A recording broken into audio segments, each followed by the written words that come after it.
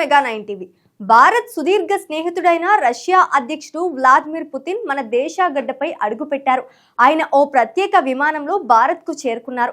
ఆయనకు ప్రధాని మోదీ గ్రాండ్ గా వెల్కమ్ చెప్పారు. తర్వాత హైదరాబాద్ హౌస్ లో ద్వైపాక్షిక చర్చలు, భోజనం, ఒప్పందాల ప్రకటన జరిగాయి. ఈ నేపథ్యంలో పుతిన్ కు సంబంధించిన కొన్ని అంశాలపై చర్చ మొదలైంది.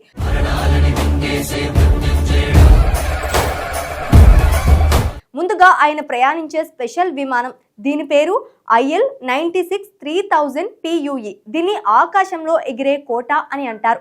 ఈ విమానం మీద మిసైల్ సైతం ప్రభావం చూపలేవు. పుతిన్ భద్రత అత్యంత హైటెక్ గా ఉంటుంది. పుతిన్ తల నుంచి పాదాల వరకు ప్రత్యేక దుస్తులు, భద్రత పరికరాలు ధరిస్తారు.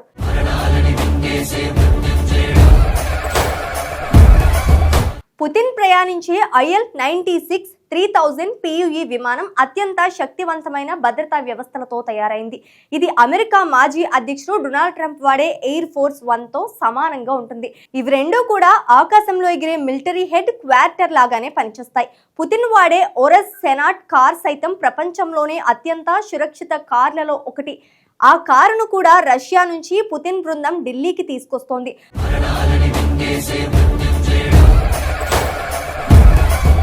పుతిన్ కోసం ఢిల్లీలో 5 అంచెల భద్రత ఏర్పాటు చేశారు.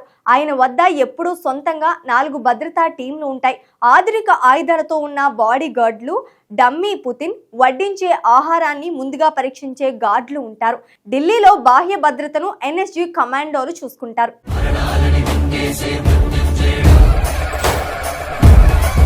అలాగే SPG, NSG, RAW, IB, Delhi police తన భద్రతా వలయాలను ఏర్పాటు చేస్తాయి. బయట నుంచి డ్రోన్ జామర్లు, AI మానిటరింగ్, యాంటీ స్నైపర్స్ టీం కూడా పనిచేస్తాయి. అయితే భారత్ రష్యా స్నేహం చాలా సంవత్సరాల నుంచి బలంగా కొనసాగుతోంది. రక్షణ, వ్యూహాత్మక రంగాల్లో ఇరు దేశాల సంబంధాలు మరింత వేగంగా పెరుగుతున్నాయి. పుతిన్ సైతం ఈ విషయాన్ని చాలా సార్లు చెప్పారు.